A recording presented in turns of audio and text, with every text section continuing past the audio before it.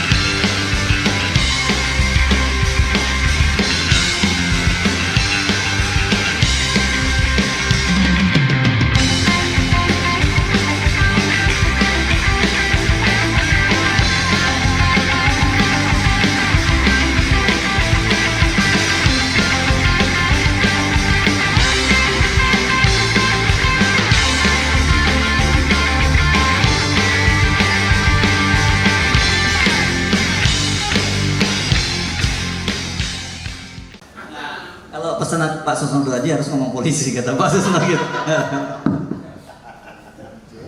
Bismillahirrahmanirrahim. Assalamualaikum warahmatullahi wabarakatuh.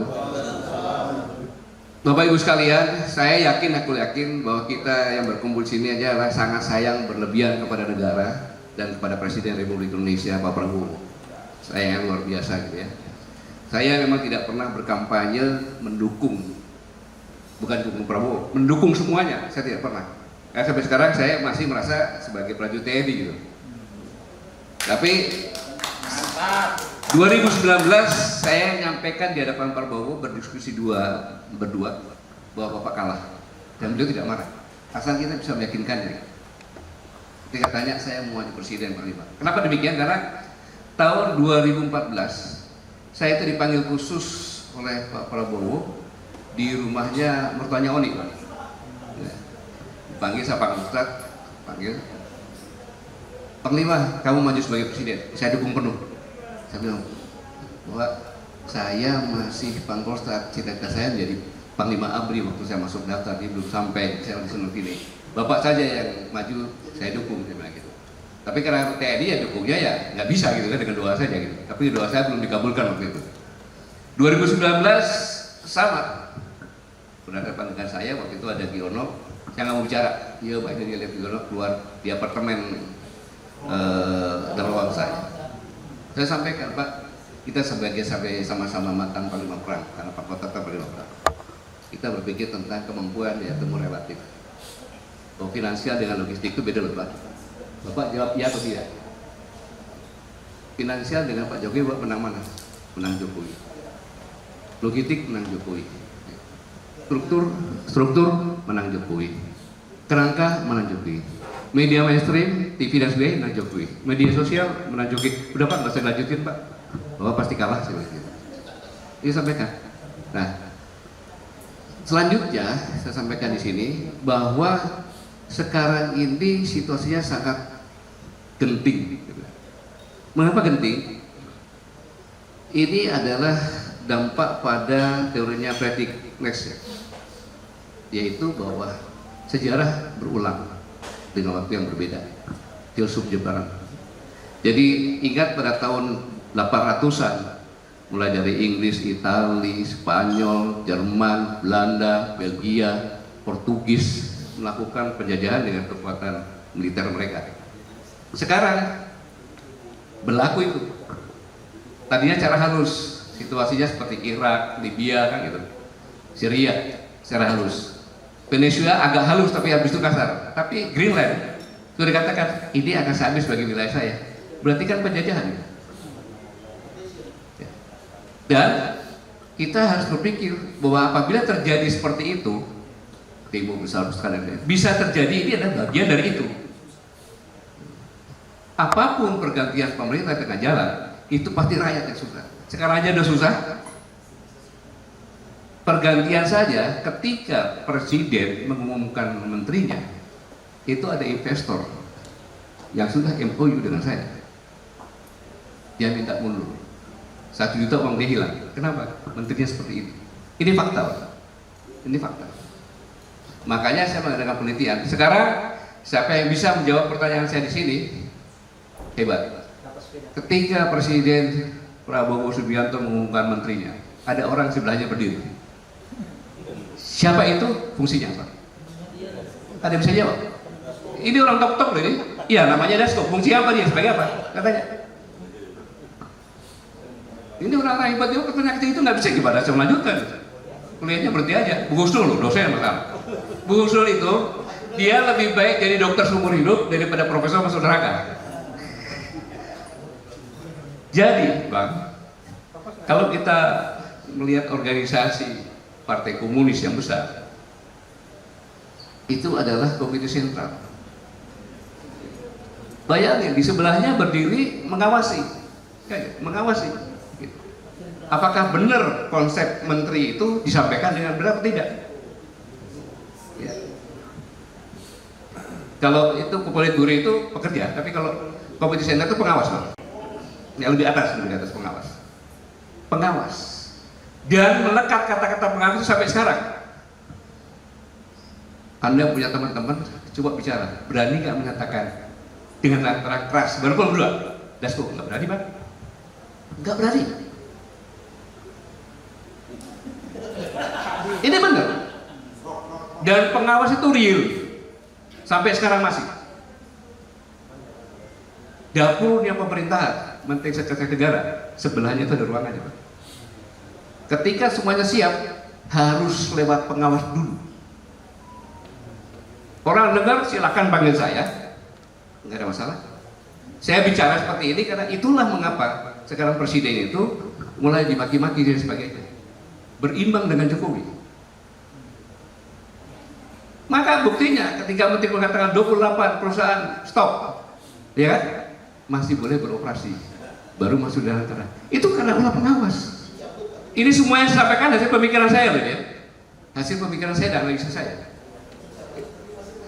Maka ketika Koalisi Aksi Menyelamatkan Indonesia dengan pengawasan dan pengawasan ini menyampaikan di Jogja tanggal 18 Agustus, Bang Antoni Budiawan dengan versinya, Bang Rocky Guru dengan versinya, saya dengan versinya, terjadi sabotase struktural dan akan berdampak pada kerucuan yang terjadi pada tanggal 25-nya. Sebenarnya saya mesti ditangkap dengan jangan saya buat itu. Itu. Jadi jelas-jelas dengan data Menteri Keuangan 1 Januari dilakukan efisiensi, ya, pajak juga, kemudian gas melon, banyak sekali saja. Saya karena waktunya sempit nggak saya ceritakan. Bom waktu sekarang, yang katakan tadi, Bang Abraham Samad, saya bisa dikriminalisasi. Gampang tangkap dulu, belakangan itu sekarang. Itu kan bom waktu yang dibuat jabatannya Jokowi, diundangkan sekarang.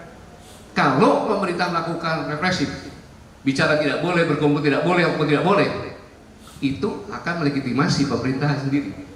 Dan lebih bahaya lagi, kalau orang yang dibisukan seperti kita semuanya ini, kita pindah kantor di luar negeri dengan diaspora yang berteriak di luar negeri, aja terbentuk opini di luar negeri yang akan masuk dengan mudah kalimatnya, saya masuk akan menegakkan demokrasi di Indonesia, masuklah itu barang sini, selesai, selesai. Indonesia udah bukan milik kita sendiri lagi. Itu bisa terjadi. Ini bohong. Jadi ini, dan itu udah jelas tadi, seperti Prof tadi ngomong kan, duit itu kan. Saya nggak tahu duitnya itu berapa, kita minta itu, Bang. Iya. Ini fakta. Ini fakta yang membuat menteri-menteri yang namanya Prabowo takut, Bang. Orang bicara Pak Prabowo dimanapun berani. Di tingkat pemerintah, pengusaha korporat nggak berani, Bang. D, paling pilih D. Itulah wibawanya. Jadi lihat TV biasa aja dia dengar. Ini yang terjadi. Bom waktu yang dibuat. Cerdas sekali Jokowi. Dikatakan utang budi, tidak utang budi. Saya buktikan. Ketika itu Anies sudah mendeklarasi dengan Muhammad Iskandar. Kemudian Pak Ganjar sudah dengan Pak Mahfud. Tinggal satu saja kan. Ketika itu jauhnya lagi, abang seorang intelijen pasti tahu, melakukan intelijen versi kerajaan Jawa. Iya. Adiknya yang sudah janda disusupkan agar bisa dijodohkan dengan Ketua Mahkamah Konstitusi. Terjadilah perkawinan sehingga dia masuk dalam satu keluarga. Ada tugas untuk menggolkan ponakannya. Buktinya ketika itu, kalau tidak salah hari Jumat itu, menyampaikan syukur alhamdulillah, Ketua Mahkamah Konstitusi, syukur alhamdulillah saya sudah menyelesaikan batas minimum untuk dicalonkan sebagai presiden. Tinggal satu lagi hari Senin nanti untuk batas maksimum, ya, maksimum. Bisa terjadi calon presiden tertua tidak bisa mendaftar, real itu. Konferensi pers, artinya apa? Agar berita ini sampai kepada Pak Prabowo dan itu ancaman. Maka hari Sabtunya Pak Prabowo langsung deklarasi tanpa Gibran untuk menjawab pamannya sebelum hari Senin jatuh ini. Jawab bahwa saya maju, wakilnya adalah Gibran. Bukti lagi, karena ini kan rapat keluarga udah tahu semuanya. Begitu deklarasi, logika berpikir ya dalam organisasi, ketika pimpinan memperkenalkan wakilnya, kasihkan lagi ke pimpinannya kan. Ini enggak, suruh duduk. Buktinya apa? Saking parahnya Pak Prabowo naik lagi. Saya disuruh duduk sama Mas Gibran. Itu sudah akan marah. Cuma ada terapinya marahnya, kalau marah joget. Nah, di situ Gibran yang kata, Pak Prabowo jangan khawatir, Gibran sudah di sini. Gibran sudah di sini. Itu.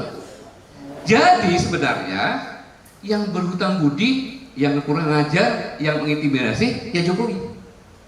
Mengintimidasi Pak Prabowo. Bukan hutang budi. Kalau nggak itu dia nggak bisa naik. Cuma tinggal satu kok tangannya. Nggak bisa. Jadi nggak ada hutang budi. Itu kalau manusia dengan manusia. Kalau saya berhutang budi banyak. Kalau uang, jangan menggadaikan kebijakan yang merugikan negara, pemerintah, dan rakyat. Boleh kita bayar. Tapi kalau sudah seperti itu, tidak ada manusia dimanapun juga, even itu ibu kita, lebih berbudi daripada Allah Subhanahu Wa Taala. Kan logika berpikir seperti itu. Ini yang saya sampaikan. Ada lagi yang paling ini, tolong saya juga berpikir Bang, banyak orang-orang yang sekarang tadinya naik sepeda motor, sekarang sudah punya mobil mewah, sudah punya rumah, dan real di samping Allah itu karena Pak Prabowo. Harusnya dia adalah Prabowo Boys yang benar-benar melindungi. Tapi mereka tidak ada yang berbicara bahwa jebakan ini sangat dasar. Sebentar lagi PP 18 tahun 2021, peraturan pemerintah yang dibuat tahun 2021 itu diberlakukan pada tanggal 2 Februari 2026, yaitu girik sudah tidak berlaku lagi.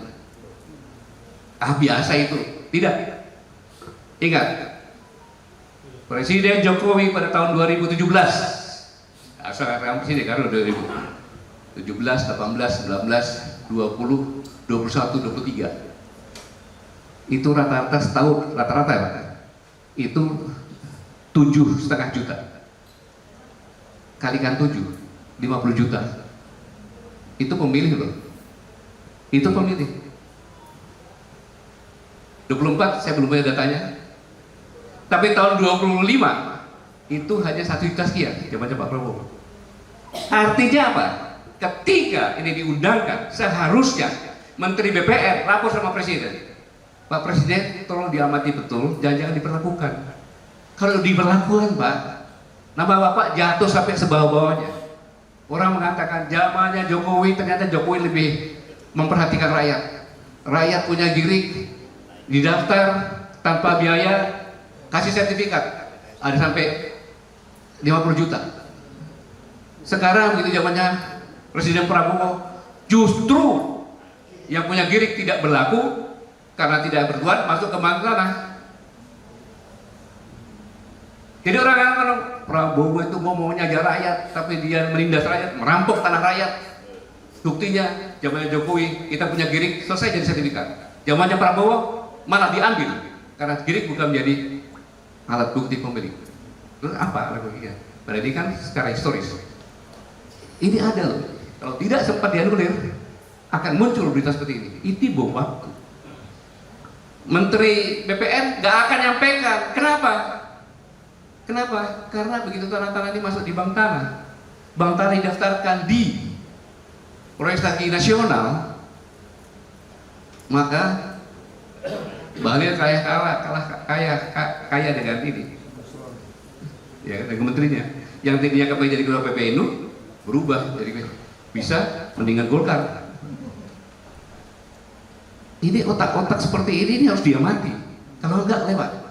Siapa sih yang punya anak pakai presiden nggak pengen cepat-cepat jadi presiden, mumpung masih hidup? Ini logika berpikir saya seperti itu. Sampaikan ini logika berpikir saya. Jadi ini sangat amat berbahaya. Bom waktu terus. Dan terbukti kok tanggal 18 sudah kita sampaikan semuanya. Berapa hari kemudian terjadi kan? Sudah terbukti. Ini kalau tidak ya silakan aja. Dengan mudah sekali mereka punya buzzer, punya duit segala macam. Rakyat masih berbekas dengan sembako. Masih loh di daerah-daerah masih senang dengan sembako. Tinggal kembalikan saja. Kalau dibiarkan, ya saya bersyukur saya sudah nyampaikan ini. Kemudian masalah Polri, ini etika, budaya, sopan santun, tata kepemerintahan ini sama sekali dilanggar. Undang-Undang Nomor 2 Tahun 2002, Pasal 8 Ayat 1. Kepolisian Negara Republik Indonesia di bawah Presiden Republik Indonesia. Ketika hanya baru disampaikan saja, wacana saja, kan belum dari reformasi polisi, langsung diatur saja apa? Ya, depan Komisi 3 kan, dengan pendapat. Dan semua anggota DPR Komisi 3 itu semuanya orkestra, tepuk tangan dengan keras sambil teriak-teriak. Ya? Ya. Pertanyaannya, siapa penguasa DPR? Ada yang tahu? Bohong. Bang Yani aja nggak berani ngomong, tahu dia. Ya? Kenapa? Ya itu tadi pengawas. Dia mengawasi itu dan Mbak BIN pun diawasi loh Pak. Dia masuk di BIN juga. Masuk di BIN. Nah, jabatannya ada di BIN juga. Bahaya itu. Gimana? Saya meliti sampai bukti-buktinya. Ketika kejadian BIN juga mengatakan bahwa itu TNI yang sebagai provokator. Ini kamu tuh gimana? Ini sangat luar biasa. Bayangkan mengatakan tidak mau dan merintahkan anggota semuanya pertahankan sampai titik darah penghabisan. Dia mau berontak. Presiden Republik Indonesia adalah presiden sekaligus kepala negara. Kekuatannya sangat luar biasa. Apa?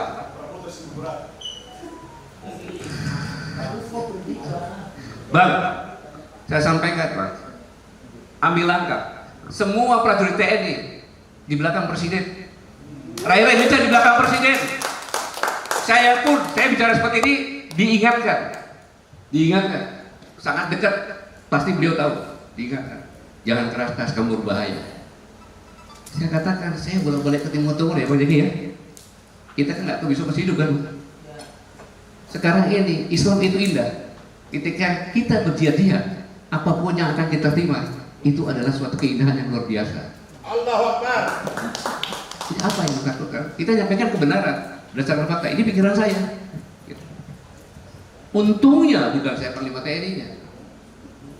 Kalau saya Panglima TNI-nya sebagai kakak, saya harus memperingatkan. Iya dong, harus memperingatkan. Jadi sudah presiden baik ketika akan reformasi, saya katakan kembali tadi kan, buat reformasi. Bahkan di TV nyampaikan, sehebat-hebatnya siapapun yang buat reformasi, kalau kita nggak laksanakan gimana? Kayak gitu.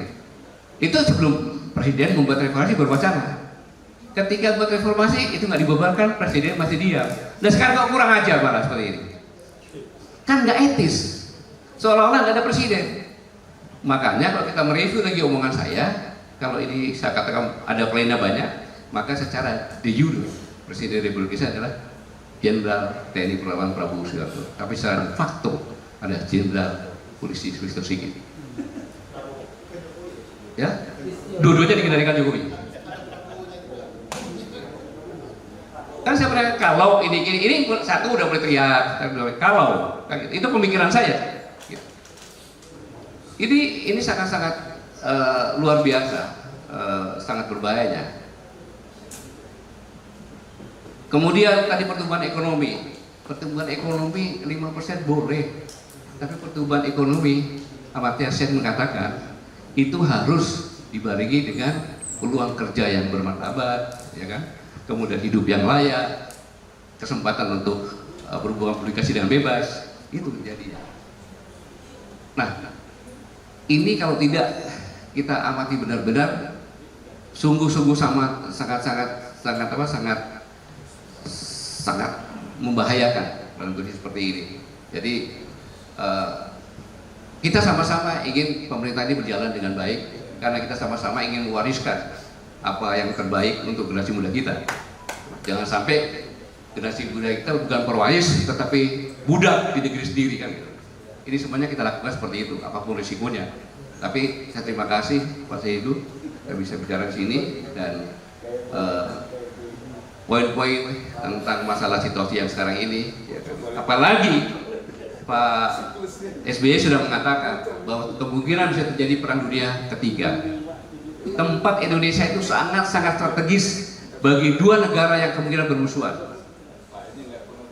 Kalau Indonesia dikuasai oleh Amerika, maka Cina yang ketakutan karena pangkal serangan cukup dari Indonesia. Tapi kalau Indonesia dikuasai oleh China, bingung juga Amerika, Australia nggak bisa kemana-mana. Jadi sangat strategis. Inilah harus kita pandai-pandai. Dan Menteri Pertahanan Pak Syafri Syafuddin menyampaikan kita harus persiapkan TNI. Tidak bisa persiapan dalam waktu dekat. Beli alutsista dari mana? Tidak bisa. Yang bisa adalah kita kembali kepada doktrin pertahanan kita, pertahanan rakyat semesta. Nah rakyat ini dia mau berkorban jiwa raganya untuk negara kalau negara pun memperhatikan sama dia. Saat ini kondisinya tidak seperti itu.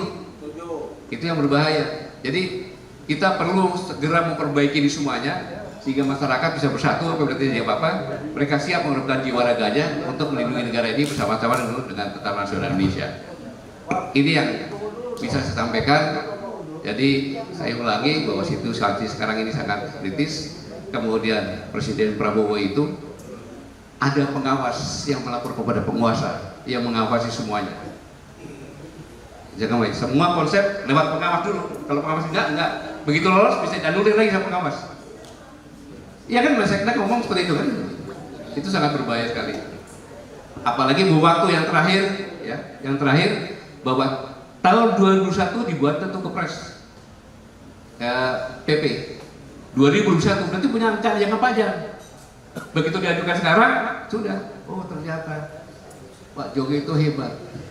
Saya bisa punya sertifikat 50 juta loh itu, jangan salah, kepala keluarga minimal itu. Tapi kalau di BPN hampir 100 katanya. Nah, sedangkan Pak Prabowo justru merampas tanah-tanah gini-gini. Ini sangat luar biasa. Mudah-mudahan dengan saya nyampaikan semacam ini, peraturan presiden itu nomor 18 tahun 2021 bisa dianulir dengan perpres yang baru sehingga nama presiden bisa baik dan kembali lagi.